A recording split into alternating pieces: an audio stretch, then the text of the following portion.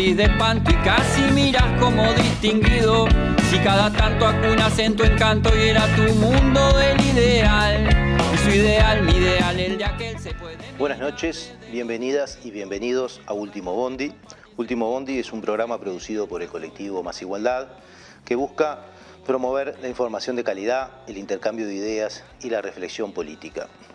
Hoy vamos a estar tratando un tema que ha sido que es muy controversial y que va a seguirlo siendo, pero que queremos darle una mirada de largo plazo, que está en la agenda política desde hace un tiempo y que lo va a seguir estando, vinculado a la legislación sobre medios de comunicación. Vamos a estar hablando de leyes de medios y decidimos titular este programa como de esa forma, leyes de medios entre el poder fáctico y la libertad de expresión.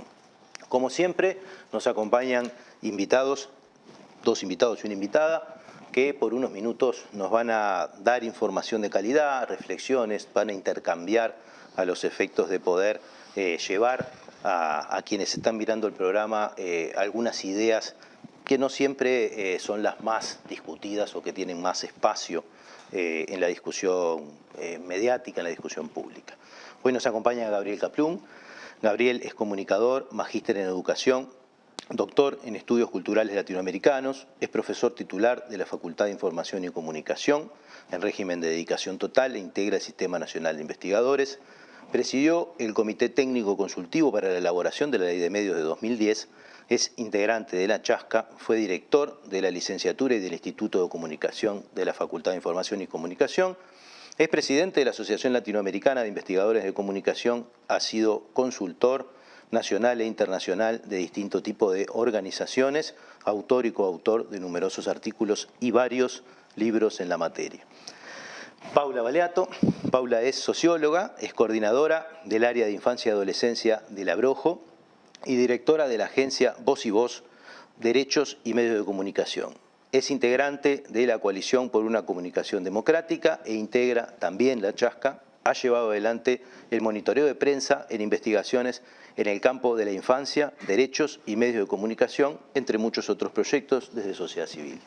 Y también nos acompaña Gustavo Buquet. Gustavo es economista, es doctor en comunicación, docente e investigador, es responsable del equipo de Economía de Comunicación de la Facultad de Información y Comunicación de la UDELAR, formó parte del equipo técnico de Dinatel del Ministerio de Industria en años anteriores y del Grupo Internacional de Expertos de UNESCO en Políticas Culturales y fue coordinador del Departamento de Industrias Creativas de la Dirección de Cultura del MEC y también es autor de numerosas publicaciones. Con esta presentación dejo a los invitados en condición de dejarles la primera pregunta y que tiene que ver, como siempre, en estos primeros bloques de entender de qué estamos hablando. Y la pregunta es ¿por qué han sido tan controversiales las leyes de medios y quiénes defienden las distintas posiciones que en general constituyen la arena de discusión política? No sé quién quiere arrancar. Gustavo. Bueno, Gustavo. Son controversiales porque los medios de comunicación transmiten información, median con esa información, por lo tanto eso es cultura y por lo tanto eso es ideología y por lo tanto eso es poder. Es decir, los medios tienen capacidad de transmitir o tienen el poder de imponer determinadas formas de pensar o determinados elementos culturales que ellos definen. Eso es lo primero.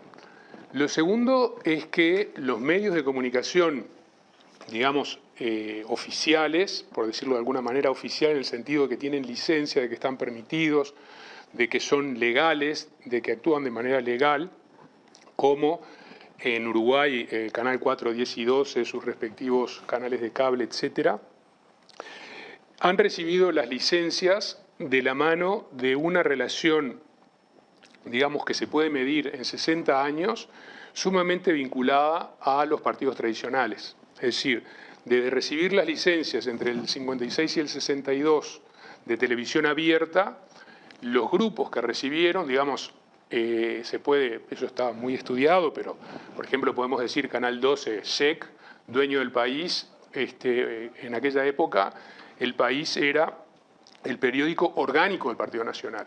Entonces hay una clara vinculación entre generar la licencia, proporcionar la licencia para emitir y el grupo económico o la relación ideológica que tiene el grupo económico que recibe esa licencia.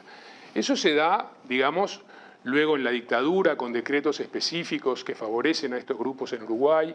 Eso se da en el año 94 cuando la calle Herrera le concede las licencias de cable específicamente a esos grupos.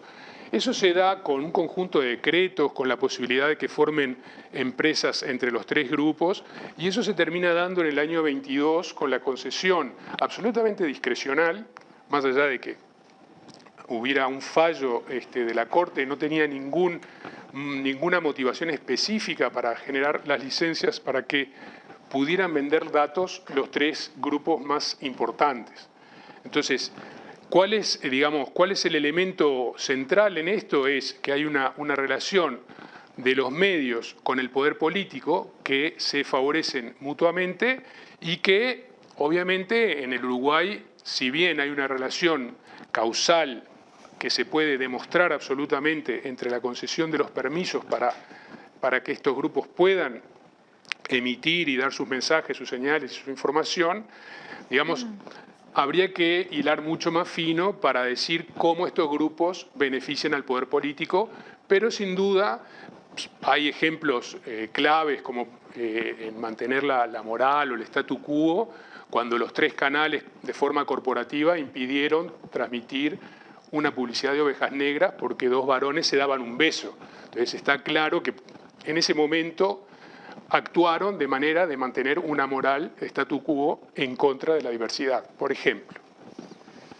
Yo creo que para pensar también por qué son controversiales las leyes de medios, tenemos que pensar para qué sirven las leyes de medios o por qué se dan las leyes de medios. Entonces, básicamente las leyes de medios lo que hacen es regular el derecho a la libertad de expresión en condiciones de igualdad, o cuando hay leyes de medios es el Estado en una sociedad democrática que lo que trata de hacer, lo que hace es regular eso, para que las personas que somos todas diferentes, tenemos todas distintas posiciones, tenemos todas distintos poderes, etcétera, ejerzamos nuestra libertad de expresión, entre paréntesis, la posibilidad de decir, la posibilidad de buscar información y difundir información de manera igualitaria. Eso es lo que hacen las leyes de medios, regulan eso. Entonces, ¿por qué son controversiales? Creo que también hay que entender que cuando se da la regulación de recursos valiosos en una sociedad, si pensamos, por ejemplo, en el recurso del agua o en el recurso de la energía, en recursos que son valiosos para una sociedad, existe la regulación estatal para proteger, garantizar que no va a haber una apropiación privada y para beneficios de grupos en relación a esos recursos públicos y que son de la sociedad toda. Y las leyes de medios lo que de alguna manera tratan de hacer también es como de regular esos recursos, recurso valiosísimo como es la libertad de expresión, la información, la comunicación en una sociedad.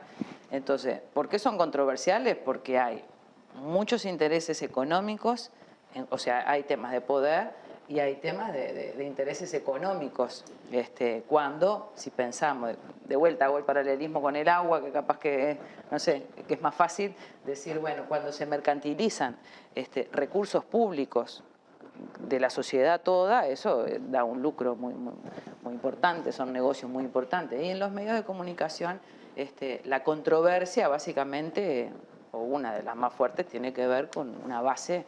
Hay cuestiones ideológicas también, pero respaldando esa cuestión ideológica, filosófica, también hay un tema económico, de fuertes intereses económicos en una apropiación privada de esos recursos que son de todos y todas. Coincidiendo con los dos, yo agregaría lo siguiente: en general, y en el caso particular de Uruguay, a partir de la ley aprobada en 2014, y en la discusión previa que llevó mucho tiempo, yo diría que estaban en discusión tres tipos de cuestiones.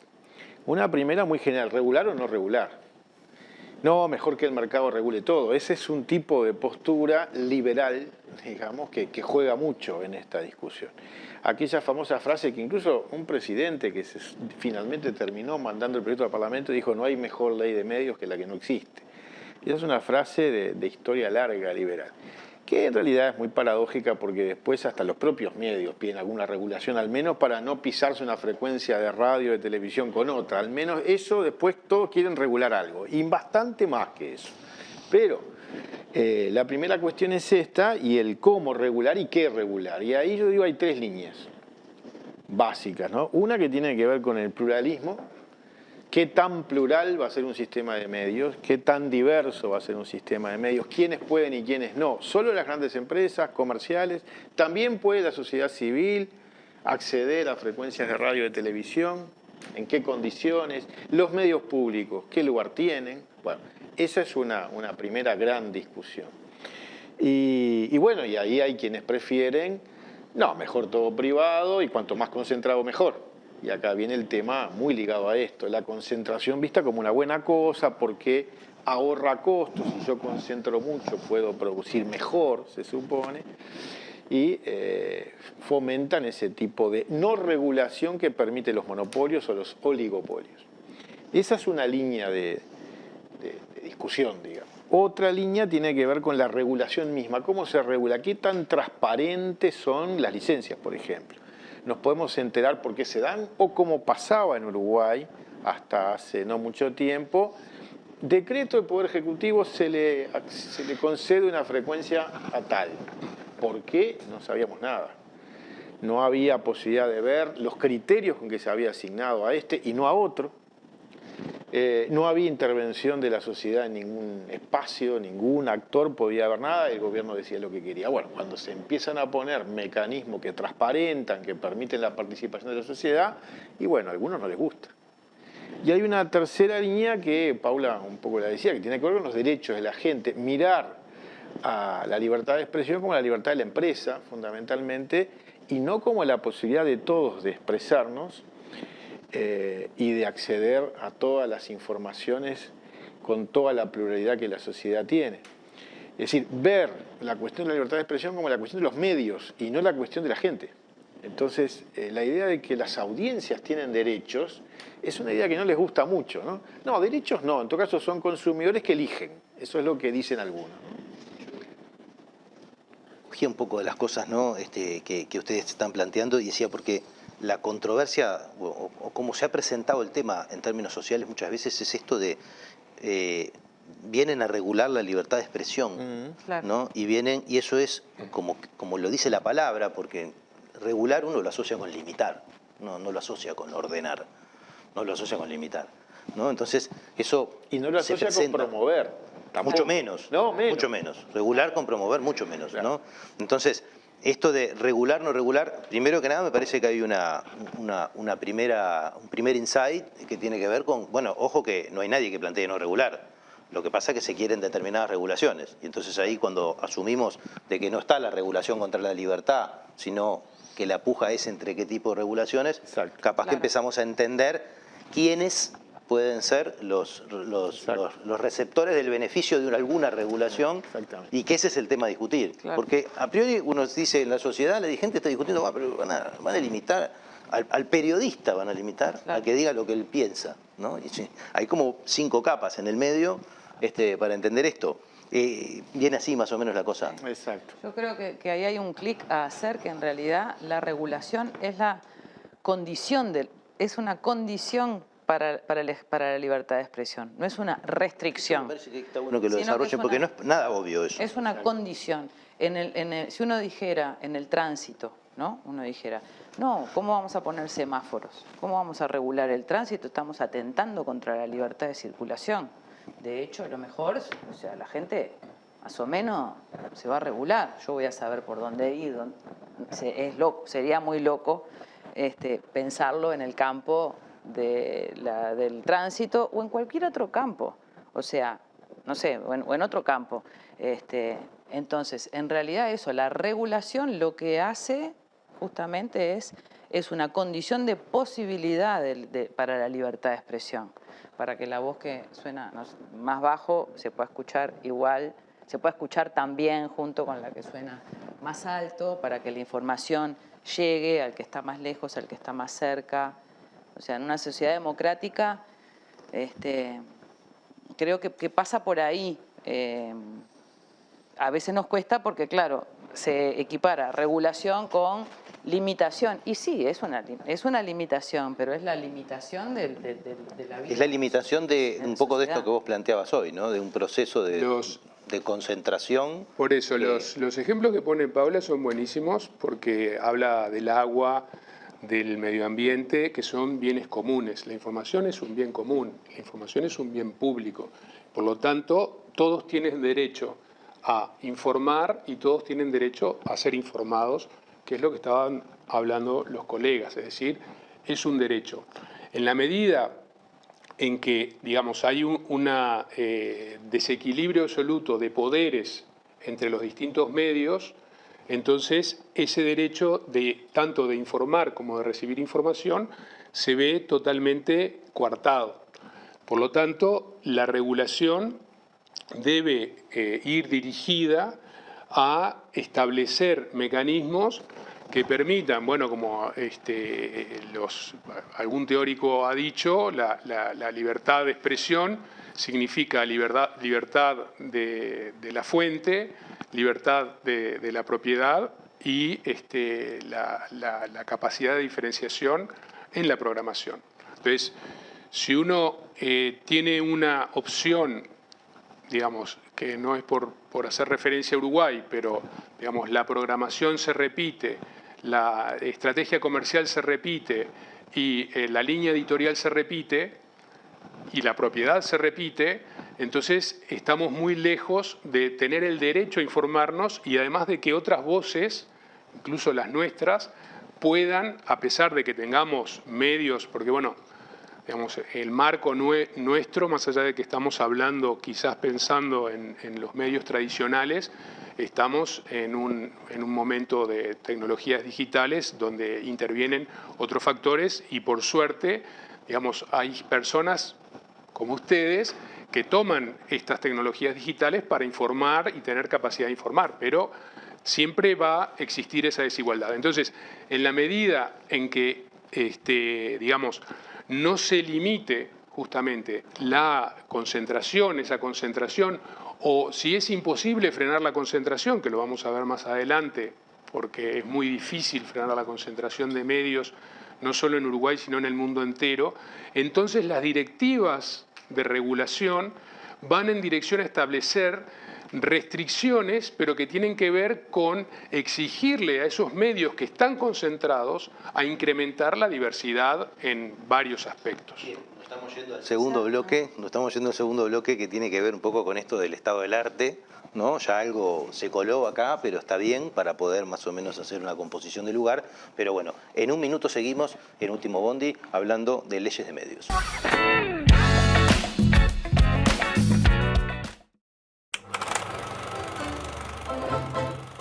Soy suscriptor de Caras y Caretas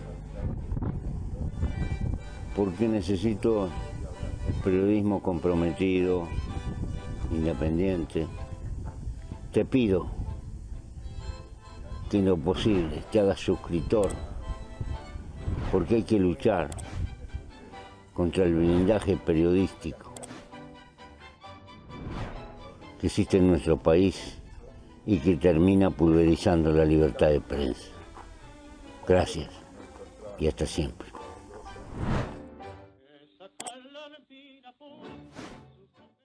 Vuelta, ahí, tan. Es un honor formar parte de Caras y Caretas TV, donde hay lugar para todo tipo de contenido y también para el humor. ¡Sumate!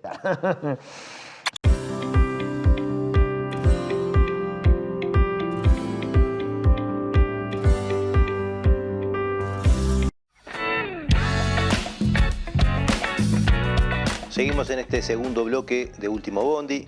Corresponde, como siempre, empezar a dar cuenta del estado del arte en esta materia. Estamos hablando de leyes de medios, estuvimos viendo la relación entre regulación y libertad de expresión, por decirlo de alguna manera, una relación a interpelar en el sentido común, porque no ha sido construida con la necesaria discusión social, y hay que revisar estas ideas para poder entender de qué estamos hablando cuando hablamos de leyes de medios.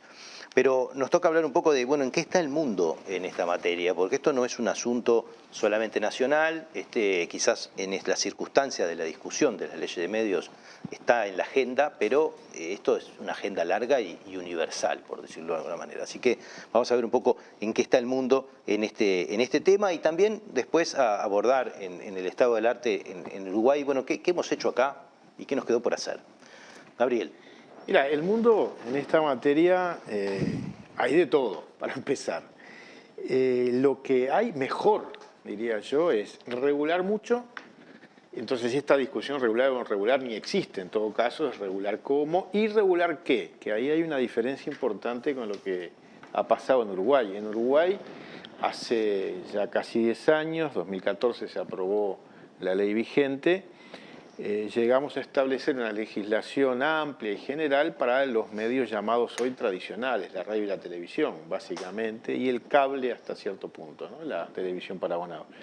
Pero no nos metimos en aquel momento con Internet, que ya tenía una presencia muy fuerte y que tantos años después, mucho más.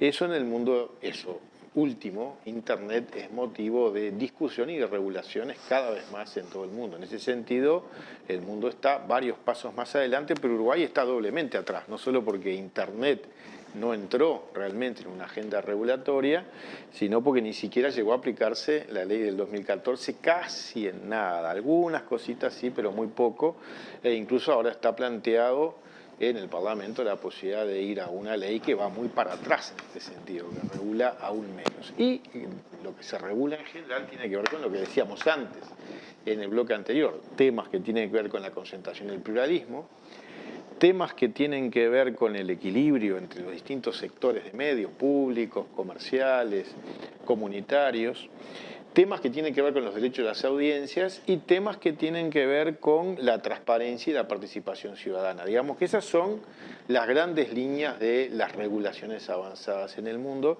Y vale la pena decir que Europa es un ejemplo muy nombrado y vale la pena mencionarlo, pero también es muy interesante la regulación de Estados Unidos, por ejemplo, que a veces hay un mito de que ahí no se regula nada, y vaya si habrá discusiones fuertes en materia de regulación. Y lo que en los últimos años más se han dedicado estos países que vienen trabajando en esta línea, y por cierto lo hacen en la línea de lo que los organismos de Naciones Unidas suelen decir, la UNESCO, las relatorías de libertad de expresión, ¿no? Los estándares, como se suele llamar, estándares internacionales, incluyeron a Internet. Y, por ejemplo, Europa desde el 2018, y cada país lo está internalizando en los últimos años, le puso a las plataformas de streaming una serie de condiciones que no tenía hasta ese momento, bastante parecidas a las que ya había para la radio y la televisión tradicional. Yo creo que por ahí va, y en ese sentido, insisto, Uruguay está con atraso doble. Digamos. Bueno, en relación... O sea, los medios de comunicación tradicionales y, bueno, por supuesto, las plataformas de Internet, pero por otras explicaciones económicas, pues los medios tradicionales necesitan de licencias para obtener determinado espectro radioeléctrico, que es un bien público, ¿no? Pero hablando de los medios tradicionales solamente, y no de las plataformas, que nos meteríamos en un problema ya distinto, digamos, por ejemplo, puedo citar un libro de Noam del año 2016 que revisa todo el mundo, y la concentración de los medios es tremenda, y no solamente la concentración de medios es tremenda, sino que la tendencia es hacia la concentración de medios. O sea, Gabriel, por ejemplo, hablaba de Estados Unidos, que llegó a tener en su etapa de oro al menos en la teoría, una regulación paradigmática de los medios, que acá dirían Estados Unidos estaría violando la libertad de expresión por su forma regulatoria. Sin embargo, digamos, el movimiento liberalizador y neoliberal también ha incidido en esas plataformas y hoy, por ejemplo, los grupos económicos dentro de las empresas más importantes del mundo están los grupos mediáticos de Estados Unidos. Por ejemplo, en España, cuando se implementó la televisión digital terrestre, que aparentemente iba a generar una gran diversidad a partir de determinados problemas que no nos vamos a meter a analizar acá, aparecieron 16 señales de televisión al aire gratuitas. Entonces dijimos, bueno, hay 4 o 5 grupos, había 3, esto parece que es, digamos, un aumento de la diversidad, y ese proceso terminó convirtiendo a esos 5 grupos en únicamente 2 grupos que se dividieron las señales en 2.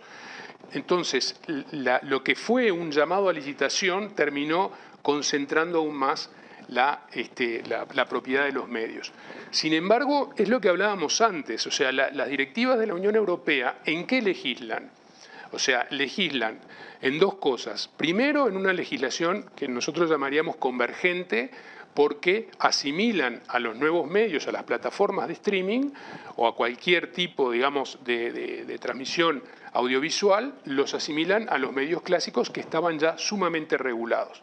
Y justo hablábamos con Gabriel, en julio de este año, España, digamos, se adaptó la directiva de la Unión Europea, la última directiva de la Unión Europea, que establece regulaciones en ese sentido. Es decir, como no podemos ir contra esa concentración, entonces, digamos, Europa se ha fortalecido en 2 cosas. Uno, en empresas de televisión pública muy potentes, que siguen siendo muy potentes y que, más allá de las discusiones que vemos en programas parecidos a El Último Bondi, como La Base, y la discusión de lo que ocurre en la televisión pública española en particular, pero son de tradición de promover una diversidad que acá estamos hablando, es decir, salirse y promover un tipo de programación determinado. Eso es uno de los elementos centrales para, digamos, contra esa concentración. Y el otro elemento fundamental, bueno, son las regulaciones, que la adaptación tiene la definición de los nuevos actores, que son estos que ya dije, la promoción de las obras europeas. Todos tienen obligación de tener más del 50% de obras europeas en su pantalla.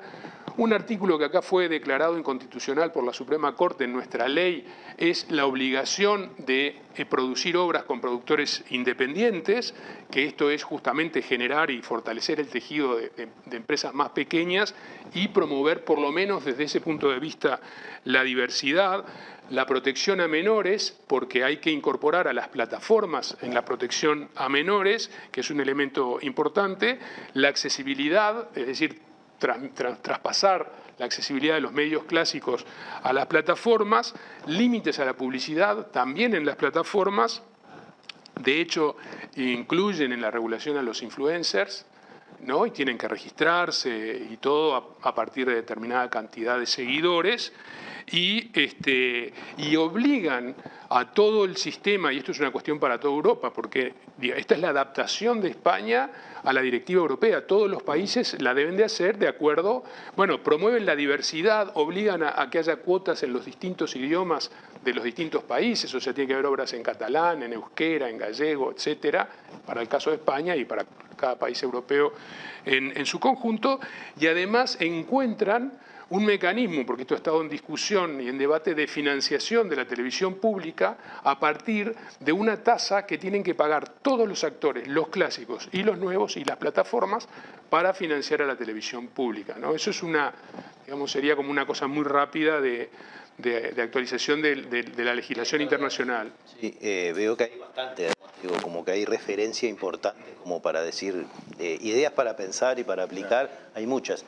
No, yo para agregar... Sí, te iba a decir la perspectiva un poco también de sociedad civil. En el campo, por ejemplo, de lo que es infancia y adolescencia en los medios, también, digamos, existe regulación en el mundo en ese aspecto.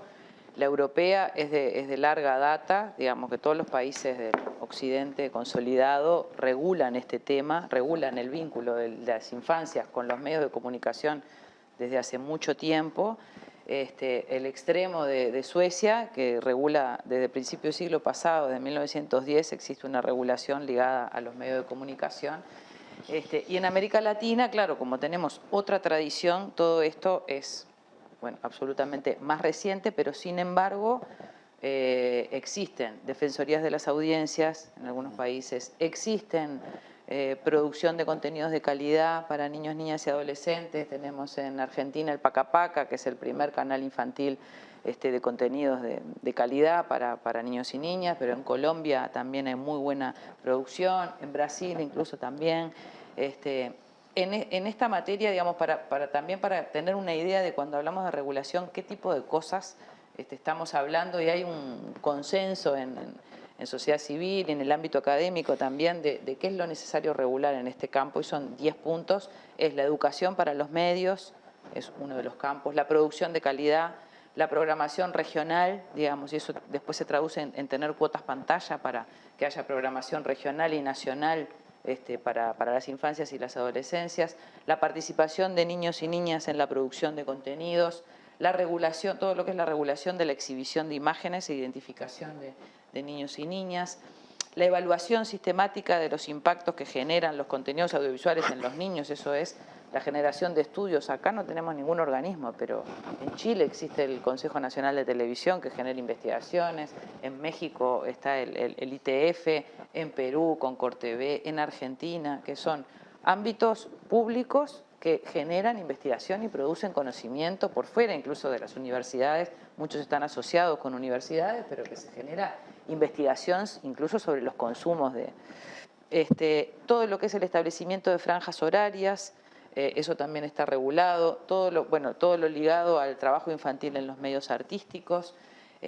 Entonces, hay un conjunto digamos, para también tener una idea que la regulación es una cuestión amplia, ¿no? Donde forma parte de una política pública que tiene sus distintas dimensiones. Y hay mucha experiencia en el mundo. Y nuestra ley, que sé que vamos a pasar ahora al ámbito nacional, pero de hecho, en todo el proceso de elaboración de la ley nuestra, fue una ley muy dialogada, muy informada, que reunió, incluso en todo el proceso de elaboración, incorporó todas las buenas prácticas a nivel internacional y regional, ¿no? Bueno, todos los estándares internacionales, los estándares son, se le llama a los pisos, a eso en torno a lo cual hay un consenso internacional de esas buenas prácticas, ¿no? Además de esto genera mucha fuente de trabajo, ¿no? Me das la impresión, y en áreas bastante dinámicas. Sí, sin duda, ahí hay un cruce de este tema con uno reciente otra vez de Uruguay, que es la Agencia Audiovisual que acaba de aprobar el Parlamento. Esa es una discusión que está conectada con esta, ¿no? Es una pena que el Fondo de Fomento de la Producción Audiovisual, que está previsto en la ley del 2014, nunca se haya implementado. De hecho, estuvo a punto, arrancó, digamos, justo en el año 20, por primera vez se le cobró a los canales de televisión ese canon, digamos, por el uso del espectro radioeléctrico, al mismo estilo de lo que ya Europa venía haciendo, pero después se le terminó devolviendo a fin del año 20 y se le ha vuelto a devolver. Ese es un fondo bien interesante porque permite tener dinero para el fomento de la producción audiovisual nacional. Ahora, por suerte, la agencia esta aparentemente va a tener algunos recursos interesantes que van en esa dirección. Igual algunas preocupaciones a uno le quedan, ¿no? Lo comentábamos ayer justo con Gustavo, porque el asunto es ¿qué producción? ¿Producción nacional o más bien la producción en general y la invitación a que vengan las plataformas a hacer sus series? Cosa que está pasando mucho en Uruguay y está bueno que pase, pero que no garantiza lo que, por ejemplo, a Europa le ha preocupado mucho, que es contenidos de producción local, propia, ¿sí? Efectivamente, ahí hay una zona clave de laburo y de identidad. Yo diría que hay dos tipos de cosas. Una más económica, que la gente que cada vez más, por suerte en Uruguay, quiere y sabe producir y producir bien contenidos, pueda, pero también que los uruguayos tengamos más posibilidad de vernos a nosotros mismos en las pantallas, de oírnos, de conocernos. Eso último requiere un tipo de enfoque un poco distinto en la regulación. Bueno, se nos fue el segundo bloque, no lo terminamos este tema, lo vamos a seguir abordando en el tercer bloque ya junto con las otras preguntas que teníamos preparadas que tienen que ver un poco por qué estamos discutiendo esto.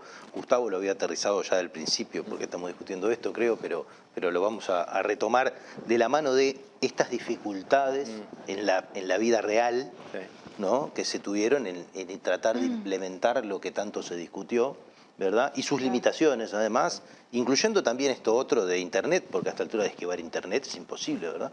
Entonces, en esa idea de futuro a pensar, bueno, ahí hay que meter una nueva discusión que hay que arrancarla hoy. Volvemos en un minuto en el tercer bloque de Último Bondi.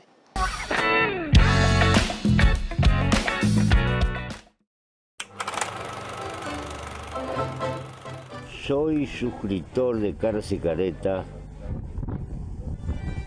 porque necesito periodismo comprometido, independiente. Te pido que en lo posible te hagas suscriptor, porque hay que luchar contra el blindaje periodístico que existe en nuestro país y que termina pulverizando la libertad de prensa. Gracias y hasta siempre.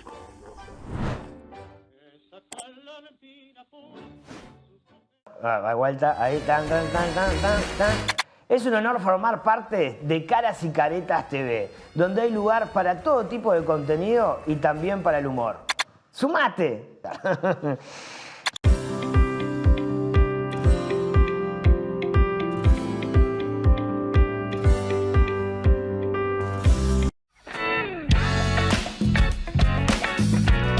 Seguimos en este tercer bloque de Último Bondi, estamos discutiendo conversando, intercambiando sobre leyes de medios, sobre el poder fáctico y la libertad de expresión y la libertad de expresión. Veníamos hablando del estado del arte, de las leyes de medio en el mundo, pasamos un poco por Uruguay, no lo terminamos, pero vamos a vincularlo un poco con esta idea que teníamos preparada para este tercer bloque, que era capaz que retomando la discusión primera del primer bloque de qué son las leyes, ¿por qué? ¿No? ¿Por qué tantas dificultades para implementarlas? Repasar un poco y terminar de ver qué fue lo que se hizo acá en Uruguay, dónde quedó, ¿no? Qué cosas quedan por discutir o por retomar, qué cosas están en riesgo, ¿no? Y también qué cosas faltaron, ¿no? Es decir, porque hablábamos hoy de Internet, nada más y nada menos que de Internet, y bueno, y quien mira el futuro no puede esquivar la discusión de qué hacemos con Internet. Así que bueno, no sé quién quiere arrancar. Quien quiera. Yo una. Dale. No sé.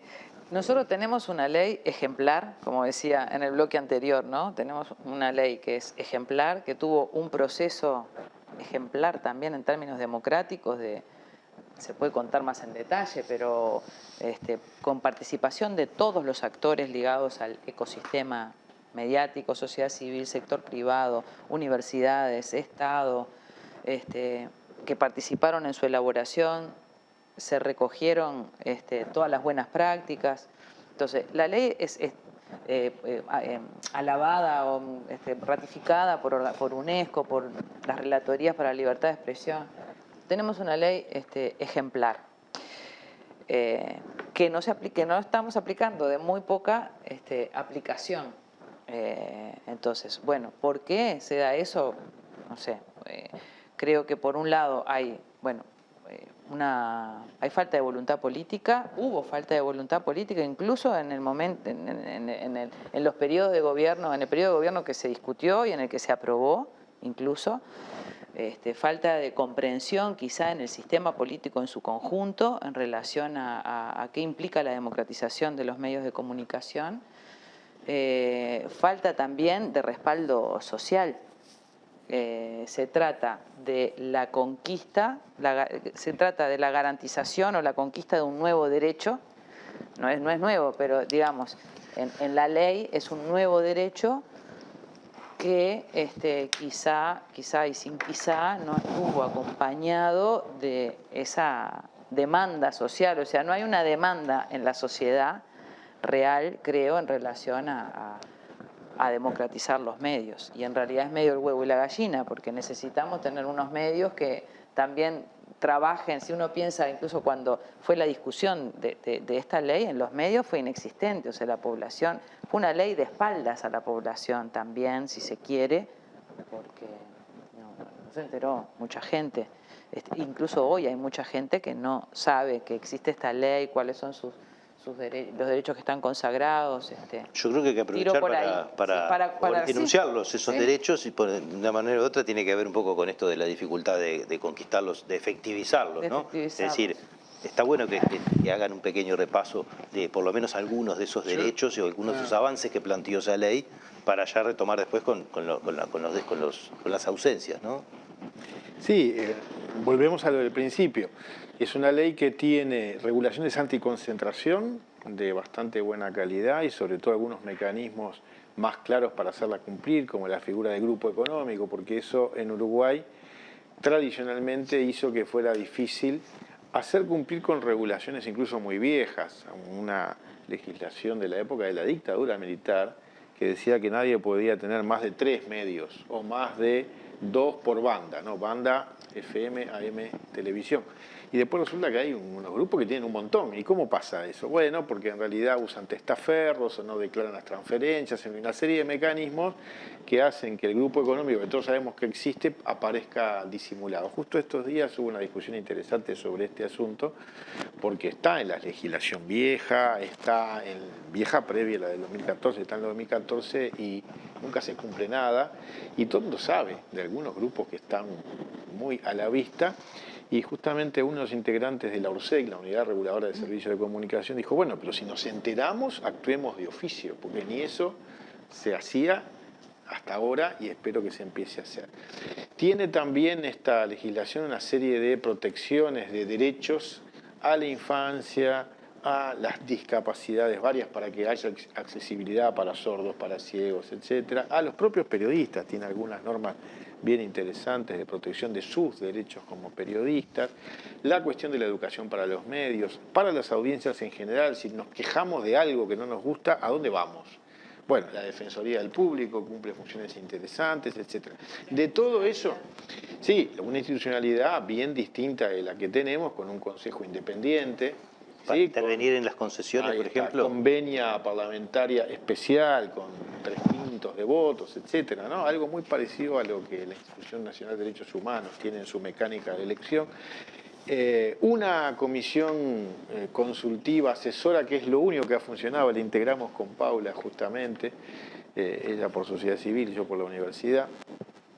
Es casi lo único que han dado, porque el Consejo no se nombró, la Defensoría no funciona, la regulación para protección de derechos muy poquita cosa, muchos de ellos no se cumplen. Para que la audiencia entienda el tema, la relevancia del Consejo, parte de la regulación democrática de medios en las leyes de medios de los países, lo que plantean es que exista una autoridad de aplicación que tenga cierta independencia del poder económico y del poder político de turno. Eso garantizaría a la democracia. Entonces establece mecanismos de elección que requieren unas veñas especiales en el Parlamento, justamente para que no sea el gobierno de turno el que controla los medios según sus propios intereses, y para que no sea el poder económico quien controla los medios. Entonces, esa institucionalidad, que incluso hay veces tiene periodos distintos a los de gobierno, justamente para evitar. Eso es lo que nuestra ley prevé, no se nombró, porque ahí no hubo voluntad, por eso digo, no hay voluntad del sistema político en su conjunto. Esto es transversal al sistema político y bueno, esa autoridad no se nombró. Ahora compartimos el dudoso honor de haber sido candidatos a integrar esa autoridad, incluso tuvimos que ir al Parlamento a presentar nuestros proyectos, nuestro punto de vista, incluso llegó a proponerse los nombres de algunos de nosotros, pero después, bloqueo parlamentario, nada se hizo. El fondo de promoción del sector audiovisual nunca se implementó. En fin, cuando uno sigue mirando, son tantas las cosas que no se han hecho que uno puede decir, es una ley preciosa porque está sin uso, ¿no? Pero además le falta internet. Se puede criticar. Claro, pero además le falta internet. ¿Por qué no se aplicó? Bueno, ya lo adelantaba Paula, bueno, una fuerte oposición de los medios concentrados, presentaron recursos de inconstitucionalidad. Hay un verso, yo diría por ahí, de que la ley es totalmente inconstitucional y en realidad de 200 artículos hay 3 inconstitucionales y 5 parcialmente inconstitucionales. En 200 no es nada. Se habían impugnado como 40 y pico más. Se habían impugnado, Habíamos incluso visto 132 sí, artículos. incluso hubo 132 de sí. 202. Habíamos visto con Sí. Gómez. Y más o otra menos vez. las Sí. cifras son 2 artículos, además, que bueno, que como que no le hacen al centro de la cuestión. Es decir, lo que decía Paula, que digamos, la discusión participó toda la sociedad o representantes de toda la sociedad y fue sumamente democrática. Además, además pasó, digamos, por los ojos de los ministros de la Suprema Corte y ellos mismos dijeron, esta ley, si bien tiene algunas inconstitucionalidades mínimas, no en ningún caso desestructuran la propuesta de ley de servicio de comunicación audiovisual, que por otra parte, por algo, cumple los estándares o sobrepasa los estándares internacionales y ha sido ponderada por distintos organismos internacionales. Pero yo ya que después del contenido de la ley más o menos estoy repasando y creo que se ha hablado, no estamos profundizando por las cuestiones de tiempo, pero digamos hablar digamos, del poder de los medios, que arrancamos así, hablando del poder de los medios y a su vez, porque hay que recordar 2 cosas, es decir, antes de que los medios interpusieran sus recursos a la Suprema Corte de Justicia, toda la oposición de aquel momento política votó en contra de la ley, es decir, todo el poder político votó en contra de la ley. Y ese mismo poder político que votó en contra de la ley, a través de la administración que hoy gobierna el país, a través de su presidente, envió un proyecto, digamos, planteando básicamente la desregulación del sistema. Es decir, no solamente la anulación, la eliminación de la ley, sino que un proyecto de ley que desregulaba absolutamente todo. Tanto es así que, por ejemplo, en propiedad de empresas de cable no existía límite. Es decir, un solo uruguayo en ese proyecto de ley, si se aprobase, podía ser dueño de todos los cables del país, ¿no? También la posibilidad de extranjerización, también la posibilidad digamos, básicamente de que los operadores de cable puedan vender datos de manera acá hay una discusión más amplia, digamos, de terminar con el monopolio de Antel como empresa pública, etcétera, etcétera, ¿no? Ahora, ¿cuáles son los elementos de falta digamos, de voluntad política que nombran los colegas acá? La voluntad política. ¿Qué implica la voluntad política? Un elemento que nosotros no charlamos es que además de una ley, acá se hizo una licitación para ampliar el mercado de la televisión abierta. Digamos, aprovechando que había una nueva tecnología, que es la tecnología de la televisión digital terrestre, se amplió. Y cuando se convocó a la licitación, yo tengo acá los números de los decretos, si serán fuertes los grupos económicos, que no solamente consiguieron que toda la oposición votara en contra, luego todos los canales de televisión interpusieran recursos, sino que en este proceso de convocatoria donde iba a haber más señales de televisión compitiendo con sus señales de televisión, además de otros muchos elementos que iban a hacer un mercado más democrático, más diverso, más competitivo, ellos, no voy a leer los números de los decretos, los tengo acá porque no me quiero comer todo el tiempo, pero cuando se llamó a licitación hubo 3 decretos. Un decreto que establecía las bases primeras y convocaba a 5 nuevas señales de televisión, además de las 3 vigentes, en abierto. 5 nuevas señales de televisión y establecía los requisitos formales para presentarse a todos por igual, porque la licencia del 4, del 10 y el 12 era analógica. Por lo tanto, si querían una licencia digital, se tenían que presentar como todo el mundo. Hay un decreto que establece que se frena el proceso licitatorio. Hay otro que lo abre y que dice, bueno, se abre el proceso licitatorio, pero los canales 4, 10 y 12 no se tienen que presentar, no tienen que presentar los requisitos formales y se les asegura una licencia para operar en televisión digital. Y después se hace otro decreto más donde se dice que en vez de 5 señales en abierto, se van a licitar 2.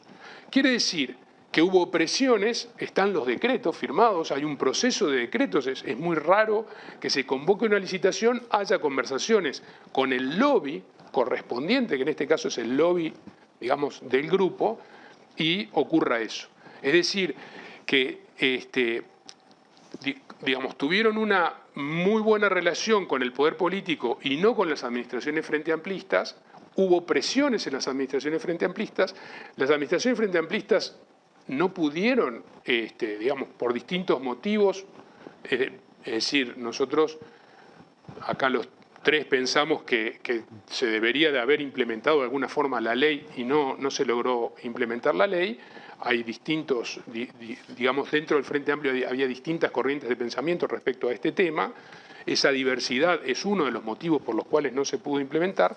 Además de la presión que estoy hablando concreta, que se puede ver en la práctica en los decretos, y después, para ver esta relación de poderes, que empezamos a hablar desde el principio y terminamos hablando, es que una vez, digamos, se habla de devolver favores, ¿no? Entonces, nosotros no somos expertos en analizar las agendas y la comunicación que elaboran. Por eso digo que hay que hilar más fino y precisar. Pero tenemos hechos concretos. O sea, se asume en marzo, en abril del año 20 se manda el proyecto de ley que se está discutiendo ahora en el Parlamento del Poder Ejecutivo con todas estas características que estábamos mencionando. En el 22, con decretos absolutamente discrecionales, se le otorga licencias a 5 operadores de cable, 3 de ellos, los grupos nacionales, y las licencias son absolutamente, no tenemos tiempo para discutirlo, pero podría discutir que son discrecionales, tan discrecionales como las que se dieron en el 56 al 62 de la televisión abierta. Y además, Antel hace un contrato con los canales de televisión, digamos, donde les paga 11 millones de dólares por un elemento que está bastante cuestionado en su utilidad, ¿no? Además de que se está discutiendo a su vez en el Ministerio de Industria más fondos para los canales de televisión. Entonces, si bien no podemos demostrar los contenidos, aparentemente hay una relación desde el poder político que beneficia a estos grupos económicos en el Uruguay, ¿no? Como bien decías, de una manera u otra los poderes fácticos le caminaron por arriba al sistema político, ¿no? En términos bastante que no concretos. tuvo mucha fuerza Que para no tuvo resistirlo, fuerza. aparentemente, No no tuvo. quiso, no pudo, y una sociedad civil, y ahí nos incluimos, que tampoco tuvo la fuerza o la conciencia como para decir, este es un tema que importa y hay que empujarlo. También la necesidad de poder transversalizar mucho más este tema en el campo del movimiento social, ¿no? Digamos, este tema nosotros, bueno, conformamos en el 2011, creo que fue, creo que fue en el 2011, la Coalición por una Comunicación Democrática, que es un movimiento bien interesante porque confluían ahí sindicatos, academia, sociedad civil. Sin embargo, los temas de medios de comunicación no están en el centro del movimiento sindical, no están en el centro de los feminismos, ni del ambientalismo. Están en el centro de la queja pública, pero no están en el centro Claro. de ninguna organización. Lo que Entonces, muestra que este poder que vos decís es muy capilar, Claro. además en la sociedad, Sí, y tiene raíces. En 2 minutos, porque ya nos pasamos de tiempo, ¿podría ser una buena plataforma retomar esta ley y agregarle algunos capítulos Sin sobre duda. Internet? Sí, sin duda va por ahí, Que ¿no? avanzara como para decir, esta discusión de la sociedad civil, esta discusión del sistema político, tienen un camino allanado, no tienen que empezar de cero, hay mucho trabajo hecho que se puede reutilizar. Exacto. ¿Sí? Sí, yo creo que además es clave retomar las dos cosas. Porque alguno dice, bueno, pero si ahora Internet es todo, ¿para qué nos vamos a preocupar de la televisión, que se está muriendo, que se va a morir? No. Eso que se está muriendo en ninguna parte del mundo pasa. La pandemia además la levantó de vuelta. El otro día veía datos de Estados Unidos, por ejemplo, donde el consumo de televisión abierta, tradicional, esa que llega por la antenita, creció enormemente a partir de la pandemia. Pero aunque no hubiera pasado eso, Eso sigue siendo muy importante. La radio y la televisión de siempre importan. Olvidarse de eso es un problema, porque digo, ha habido también dentro de la izquierda a veces alguna discusión. Sí. Bueno, no nos metamos con eso, vayamos por el lado del Internet. Sí. Ahora, claro, que sin Internet esta conversación, esta renga, no cabe duda. Entonces hay que trabajar con las dos cosas con criterios similares. Los temas de pluralismo, los temas de evitar la concentración, los temas de regular de modo transparente y con participación social, las cuestiones de los derechos de las audiencias, esas cuestiones valen para Internet, valen para la radio y la televisión.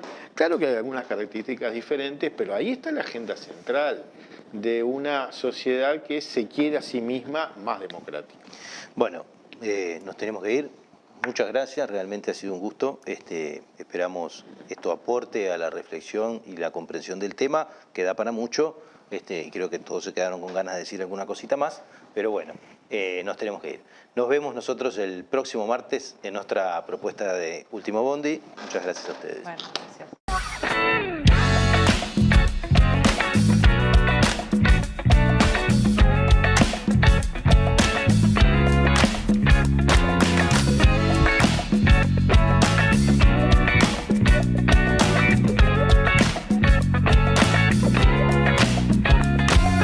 Tanto te morís de espanto y casi miras como distinguido.